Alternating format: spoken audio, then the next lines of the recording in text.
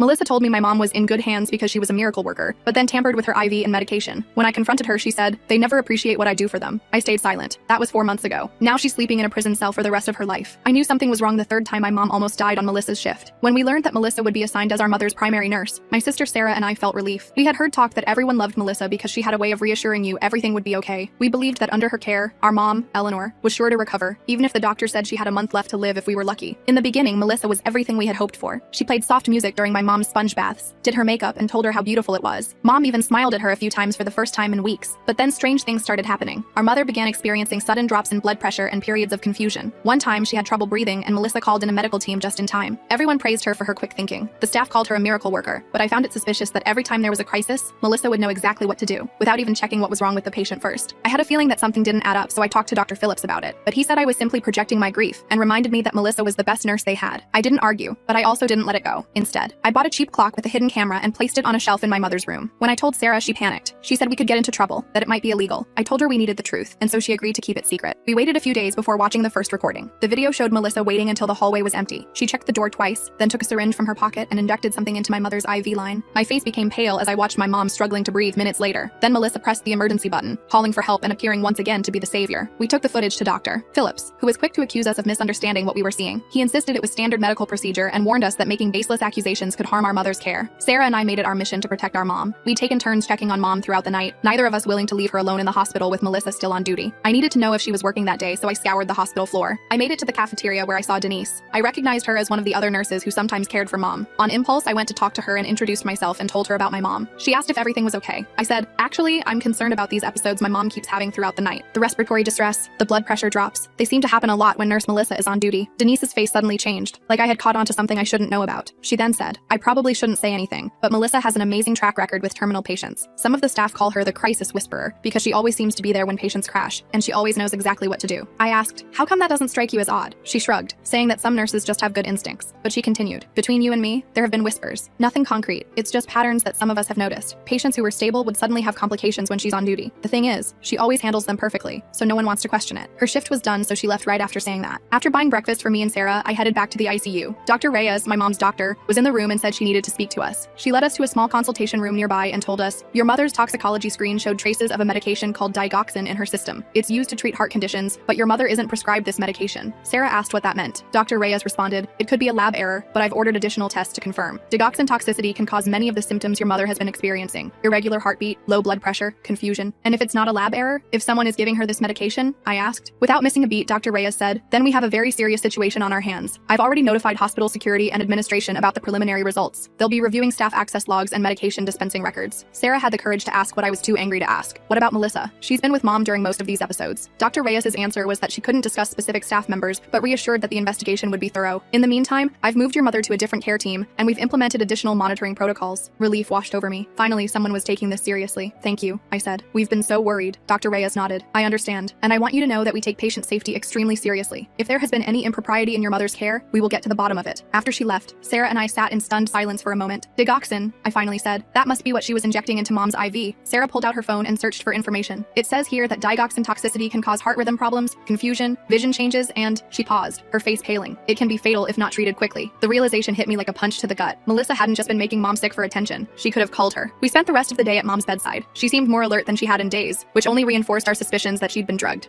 The new nurse assigned to her, Brandon, was efficient and kind, explaining everything he was doing as he checked her vitals and administered her medications. "I always like my patients to know what I'm giving them," he said as he adjusted mom's IV. "This is just your regular pain medication. It might make you a little drowsy, but that's normal." His transparency was reassuring after weeks of Melissa's secretive behavior. Around 3 p.m., a hospital security officer and a woman in a business suit came to speak with us. They introduced themselves as Officer Jimenez and Ms. Patel from hospital administration. "We'd like to ask you some questions about your concerns regarding your mother's care," Ms. Patel said. "Dr. Reyes mentioned you had observed some concerning patterns." We told them everything: the sudden medical crises, how they always happen during Melissa's shifts, and how we'd become suspicious enough to install the hidden camera. "We have the videos," I added. "They clearly show Melissa injecting something into mom's IV line right before she had breathing problems." Officer Jimenez looked interested. "Those videos could be crucial evidence. Would you be willing to share them with us?" "Absolutely," I said, pulling out my phone to send them the files. Ms. Patel cleared her throat. "I should note that recording in patient rooms without consent is against hospital policy and potentially violates privacy laws." I met her gaze. "I understand that, but my mother was in danger and no one would listen to us. We did what we had to do." She nodded slightly. "Under the circumstances, the hospital is not interested in pursuing any action regarding the recordings. Our primary concern is patient safety." After they left with copies of the videos, Sarah and I felt cautiously optimistic. The hospital was taking the situation seriously, quickly, and Mom was now under the care of nurses we could trust. But our relief was short-lived. That evening, as I was getting coffee from the vending machine down the hall, I spotted Melissa entering the hospital through a side entrance. She wasn't in scrubs, but in street clothes, and she was moving with purpose. I ducked behind a column, my heart pounding. What was she doing here? Had she been suspended pending the investigation? If so, she shouldn't be in the hospital at all. I followed her at a distance, watching as she took the elevator up. When the doors closed, I checked the floor indicator. She was heading to the ICU level. Panic surged through me. I ran for the stairs, taking them two at a time until I reached the ICU floor. I burst through the door just in time to see Melissa walking purposefully down the hallway toward Mom's room. I pulled out my phone and called hospital security, keeping my voice low as I explained the situation. Then I followed her, staying far enough back that she wouldn't notice me. To my relief, when Melissa reached Mom's room, Brandon was inside checking Mom's vitals. Melissa hesitated in the doorway, then turned and walked toward the family waiting area instead. I ducked into an empty room as she passed. A few minutes later, two security officers arrived and approached Melissa in the waiting area. I couldn't hear what they were saying, but their body language was firm. Finally, one of the officers took her by the arm and escorted her toward the elevator. As they passed me, I heard her say, "I just wanted to check on my patient. I care about Eleanor." The cold, possessive way she said my mother's name sent chills down my spine. I returned to Mom's room, where Sarah was reading a magazine by Mom's bedside. Brandon had just finished his checks and was updating the chart. "Everything okay?" Sarah asked, noticing my expression. "Melissa was here," I said quietly. "Security just escorted her out." Brandon looked up sharply. "Nurse Melissa? She's not supposed to be anywhere near this unit right now. She's on administrative leave pending an investigation." "That's what I thought," I said. "She was in street clothes, heading straight for this room until she saw you were in here." Brandon immediately picked up the phone by Mom's bed and called his supervisor. After a brief conversation, he hung up and turned to us. "They're posting a security officer outside your mother's room for the rest of the night," he told us. "And they're reviewing the access logs to see how Melissa got into the building." That night, I couldn't sleep despite the security officer stationed outside Mom's door. I kept thinking about the determined look on Melissa's face as she headed for Mom's room. What had she been planning to do? The next morning, Dr. Reyes came by with news. "The comprehensive toxicology results confirmed the presence of digoxin in your mother's system," she said. "We've also reviewed the medication dispensing logs and found several instances where Melissa accessed digoxin without a valid patient order." "What happens now?" I asked. "The hospital has terminated Melissa's employment and reported her to the state nursing board. We've also contacted the police, who will be investigating this as a potential criminal matter." I felt a weight lift from my shoulders. "So it's over? She can't hurt Mom anymore?" Dr. Reyes hesitated. "We're taking every precaution to ensure your mother's safety, but I should warn you that these cases can be complicated. Melissa has been with the hospital for 3 years with an exemplary record. Some staff members may find these allegations hard to believe." She was right. Over the next few days, as news of the investigation spread through the hospital, we noticed a divide forming among the staff. Some, like Brandon and Denise, were supportive and vigilant about Mom's care. Others seemed skeptical, giving us cold looks or whispering when we passed. One afternoon, I overheard two nurses talking in the hallway outside Mom's room. "It just doesn't make sense," one was saying. "Why would Melissa risk her career like that? She's the best nurse on the floor." "I know," the other replied. "And those Walsh sisters seem kind of high-strung to me, always hovering, questioning everything." I bit my tongue and walked past them without comment. Let them think what they wanted. We had evidence now, and Mom was safe. That was all that mattered. A week after Melissa was escorted from the hospital, Detective Leah Ortiz from the police department came to speak with us. She was a no-nonsense woman with sharp eyes and a direct manner. "I've reviewed the evidence provided by the hospital," she told us in the same small consultation room where Dr. Reyes had first told us about the digoxin, "including your videos. I believe you have a strong case for assault at minimum." "At minimum?" Sarah asked. Detective Ortiz nodded grimly. "Depending on intent, this could potentially be attempted murder, but that's much harder to prove." She took out a notebook. "I need to ask you some detailed questions about your observations and interactions with Melissa." For the next hour, she grilled us on everything we could remember. When the episode started, exactly what we saw, what Melissa said and did before and after each incident. She was particularly interested in any comments Melissa had made about being a miracle worker or saving patients. "In cases like this," she explained, "the motivation is often a psychological condition called Munchausen syndrome by proxy, or more recently, factitious disorder imposed on another. The perpetrator creates medical crises so they can be the hero who resolves them." "That's exactly what she was doing," I said. Everyone praised her for saving Mom, for knowing exactly what to do in an emergency. Detective Ortiz nodded. "It's a pattern we see in healthcare settings sometimes. The challenge is proving it beyond reasonable doubt. Your videos are compelling evidence, but Melissa could claim she was administering medication that was verbally ordered but not documented." "But the toxicology results," Sarah protested. "Mom wasn't supposed to be getting digoxin at all." "That's our strongest point," the detective agreed. "I'll be interviewing Dr. Phillips and other staff members to determine if there was ever any legitimate reason for your mother to receive that medication." After Detective Ortiz left, Sarah and I discussed what she'd told us. The case seemed solid, but we were worried about how long the investigation might take. Mom was still terminally ill after all. Her cancer hadn't gone away just because Melissa had. "What if she doesn't live long enough to see Melissa held accountable?" Sarah asked quietly. I squeezed her hand. "Then we'll see it through for her. Either way, we've already saved her from Melissa. That's what matters most." The next day, Dr. Phillips asked to speak with us. His demeanor was completely different from our previous interactions. He seemed subdued, almost apologetic. "I want you to know that I've been cooperating fully with the investigation," he said, "and I owe you both an apology. I should have taken your concerns more seriously." I was surprised by his change in attitude. "What made you change your mind?" He sighed heavily. "The evidence is compelling, and this isn't the first time concerns have been raised about Melissa's patients experiencing unexpected complications. I dismissed those too, because her outcomes were always so positive in the end." "You knew?" Sarah's voice was incredulous. "Other people had concerns, and you ignored them?" Dr. Phillips had the grace to look ashamed. "There were never any concrete complaints, just questions. Patterns that seemed unusual but could be explained by coincidence or exceptional nursing instincts. Melissa was so beloved by patients and families. She received more thank you cards and commendations than any other nurse on staff. I thought about what Detective Ortiz had said about Munchausen by proxy. She created situations where she could be the hero, and you all fell for it." "It appears that way," he admitted. "I've provided Detective Ortiz with a list of other patients who experienced similar patterns of unexpected unexpected crises during Melissa's care. They're reviewing those cases now. After he left, I felt a strange mix of vindication and anger. If Dr. Phillips had listened to those earlier concerns, maybe Mom wouldn't have suffered through multiple near-death experiences. That afternoon, Brandon came in looking troubled. "I thought you should know," he said quietly. "Melissa has been calling the nurse's station asking about Eleanor's condition. She's been told repeatedly that she's not authorized to receive any patient information, but she keeps calling." A chill ran down my spine. "She's obsessed with Mom." Brandon nodded. "Security has been notified. They've updated her photo at all entrances, and all staff have been reminded that she's not allowed in the building." Despite these precautions, I couldn't shake the feeling that Melissa wasn't done with us yet. That night, I dreamed she was standing over Mom's bed with a syringe, smiling as the monitors flatlined. I woke up in a cold sweat, checking immediately to make sure Mom was still breathing peacefully. The next morning, Detective Ortiz called with an update. "We've been investigating Melissa's employment history," she said. "She's worked at 8 different healthcare facilities in the past 15 years, never staying more than 2 years at any of them. Did she get fired from the others?" I asked. "That's the interesting part," Detective Ortiz replied. "She always left voluntarily, usually after receiving some kind of recognition or award for exceptional patient care. We're contacting these facilities to review patient records during her employment." "You think she's done this before?" I said. It wasn't a question. "I think it's likely," she confirmed. "People with this disorder don't typically start and stop. It's a compulsion that builds over time." After hanging up, I shared the information with Sarah. We were both disturbed by the implications. How many patients had Melissa harmed over the years? How many families had watched their loved ones suffer without ever knowing why? That afternoon, Mom was having a good day. She was more alert than she'd been in weeks, sitting up in bed and even eating a little soup for lunch. Sarah and I were cautiously optimistic that without Melissa's interference, she might have more quality time left than we'd thought. "I've been having the strangest dreams," Mom said as I helped her adjust her pillows. "I kept dreaming I couldn't breathe, and then that nice nurse Melissa would save me." I exchanged a glance with Sarah. "Those weren't dreams, Mom," I said gently. "You were having real breathing problems." Mom looked confused. "But Melissa fixed it. She's such a good nurse." I didn't have the heart to tell her the truth. What good would it do now? Instead, I just squeezed her hand and changed the subject. Later that day, Dr. Reyes stopped by with surprising news. "Your mother's latest scans show her cancer hasn't progressed as rapidly as we expected," she said. "Without the additional stress on her system from the digoxin, she's actually stabilized somewhat." "What does that mean for her prognosis?" Sarah asked, hope evident in her voice. Dr. Reyes was careful not to overstate things. "She's still terminally ill, but I think we may have been overly pessimistic about the 1-month timeline. With proper palliative care, she could have several months of reasonable quality life." It was bittersweet news. On one hand, we were grateful for any extra time with Mom. On the other, it was infuriating to think that Melissa had been stealing precious days from her. 2 days later, Detective Ortiz asked to meet us at the police station. When we arrived, she led us to a small conference room where another detective was waiting. "This is Detective Marcus Watts," she introduced him. "He's been investigating Melissa's previous employments." Detective Watts nodded at us. "We've found some disturbing patterns," he said without preamble. "At every facility where Melissa worked, there were spikes in emergency interventions and unexpected complications among her patients. Most notably, these were often patients who were already terminal or seriously ill, where sudden changes might be attributed to their underlying conditions." "Did anyone ever suspect her?" I asked. At her second-to-last job before Golden Sunset, a doctor raised concerns about unusual patterns in patient deterioration during her shifts, Detective Watts said. But before any formal investigation could begin, Melissa resigned, citing personal reasons. She received glowing references and was hired at Golden Sunset 3 weeks later. "We've also found something else," Detective Ortiz added, sliding a folder across the table. "Melissa maintains a private social media account under a pseudonym. It's filled with vague posts about her saves." I opened the folder to find printouts of social media posts. The account name was angelofmercy_RN, and it contained disturbing captions. "Another save today. They don't know how close they came to the edge before I pulled them back." Patient was fading fast. Everyone panicked but me. I knew exactly what to do because I always do. Sometimes you have to let them get worse before they can get better. Only I understand that. The posts never named patients or showed identifiable photos, but there were images of hospital rooms, medical equipment, and occasionally Melissa's reflection in mirrors or windows, always with a self-satisfied smile. "This is sick," Sarah said, pushing the folder away. "She's bragging about hurting people. It's actually valuable evidence," Detective Ortiz said. "These posts often correlate with dates when your mother or other patients experienced medical emergencies during Melissa's shifts." "So what happens now?" I asked. "We're building our case," Detective Ortiz said. "The district attorney believes we have enough to charge her with assault and administering a noxious substance. We're still investigating whether we can prove intent to cause serious harm, which would support more serious charges." "When will you arrest her?" Sarah asked. "That's the problem," Detective Watts said grimly. "We can't find her. She's not at her apartment, and she hasn't been seen at any of her usual haunts. Her phone is going straight to voicemail." A cold feeling settled in my stomach. "You think she's running?" "It's possible," Detective Ortiz admitted. "Or she's planning something. We've increased security at the hospital and have officers looking for her. But until we locate her, I'd advise you both to be extra vigilant." On our way back to the hospital, Sarah and I were quiet, both processing what we'd learned. Melissa wasn't just a nurse who had crossed a line. She was a serial offender who had been hurting patients for years, possibly her entire career. "I keep thinking about all those other families," Sarah finally said. "The ones who never knew why their loved ones suddenly got worse." I nodded. "At least we caught her. She won't be able to hurt anyone else." "If they find her," Sarah pointed out, the thought that Melissa was out there somewhere, possibly planning her next move, was terrifying. When we arrived at the hospital, I found myself scanning every face, half expecting to see her lurking in a corner or disguised as another staff member. Mom was sleeping when we got to her room. The security officer outside nodded at us as we entered. I checked the windows and bathroom out of habit, making sure no one was hiding there. Sarah noticed and gave me a sad smile. "We're safe here," she said. "There's security everywhere." I knew she was right, but I couldn't shake my unease. Melissa had managed to get into the hospital once already while on administrative leave. What would stop her from trying again? That night, I stayed at the hospital while Sarah went home to shower and get some real sleep. Around 2 a.m., I was dozing in the recliner next to Mom's bed when a noise in the hallway woke me. I heard voices, then footsteps approaching Mom's room. I sat up, instantly alert, as the door opened. It was just Brandon, coming to check Mom's mom's vitals. Sorry to wake you, he whispered. Just doing the rounds. I nodded, my heart still racing. No problem. Everything okay out there? I heard voices. Just shift change discussion, he said. Nothing to worry about. After he left, I couldn't get back to sleep. Every sound from the hallway made me tense up. I kept imagining Melissa finding some way past security, sneaking into mom's room to finish what she'd started. The next morning, Sarah arrived with coffee and bagels, looking refreshed after a night in a real bed. You look terrible, she observed. Didn't you sleep? I shook my head. Too jumpy. Every noise had me thinking Melissa was coming. Sarah squeezed my shoulder. Go home. Get some real sleep. I've got this. I reluctantly agreed to go home, but made Sarah promise to call me immediately if anything happened. At home, I took a long shower, trying to wash away the hospital smell and the constant anxiety. As I was getting dressed afterward, my phone rang. It was a number I didn't recognize. Hello? I answered cautiously. Is this Eleanor Walsh's daughter? A woman's voice asked. It wasn't Melissa's voice, which was my first fear. Yes. Who's this? My name is Janet Torres. I was a nurse at Pinecrest Care Center 5 years ago, when Melissa worked there. The police contacted me about her. My heart raced. What can I tell you? Actually, I wanted to tell you something, she said. I had suspicions about Melissa back then. A patient of mine, Mr. Abernathy, started having these strange episodes whenever Melissa covered my shifts. I tried to report it, but no one would listen. They all thought Melissa was this amazing nurse who could do no wrong. That sounds familiar, I said bitterly. When the police called asking about her, I finally felt validated, but I wanted to reach out to you directly because I wish someone had believed me back then. Maybe your mother and others wouldn't have been hurt if they had. It's not your fault, I said automatically, though part of me wanted to blame someone for not stopping Melissa sooner. I know, but I still feel responsible. So if there's anything I can do to help with your case, any testimony I can provide about what I observed, I want you to know I'm willing. I thanked her and took down her contact information to pass along to Detective Ortiz. After hanging up, I felt a renewed sense of purpose. We weren't alone in this fight. Others had seen through Melissa's facade too. I managed to get a few hours of sleep before heading back to the hospital. When I arrived, Sarah was sitting by Mom's bed, reading a magazine while Mom napped. Any news? I asked quietly. Sarah shook her head. All quiet here. Detective Ortiz called though. They're still looking for Melissa. I told her about Janet Torres's call. I think more people are going to come forward now that the investigation is public. Melissa can't hide behind her reputation anymore. That evening, Dr. Reyes came by with good news. Your mother's condition has stabilized enough that we think she can be moved out of the ICU tomorrow. We're preparing a private room for her on the oncology floor. Is that safe? I asked. With Melissa still out there? Dr. Reyes nodded. We've implemented security protocols throughout the hospital. All staff have been briefed on the situation, and security officers will continue to monitor your mother's room. Plus, the oncology floor has restricted access already. The move happened the next morning. Mom's new room was larger and had a window with a view of the hospital gardens. It felt less clinical somehow, more peaceful. Mom seemed to appreciate the change, smiling as she looked out at the trees and flowers below. It's nice to see something besides ceiling tiles, she said. Sarah and I arranged our things in the new room, setting up our makeshift camp for the ongoing vigil. The security officer, a friendly guy named Asher, took up his position outside the door. That afternoon, Detective Ortiz called with an update. We've located Melissa's car at the bus station, she said. Security footage shows her boarding a bus to Portland 3 days ago.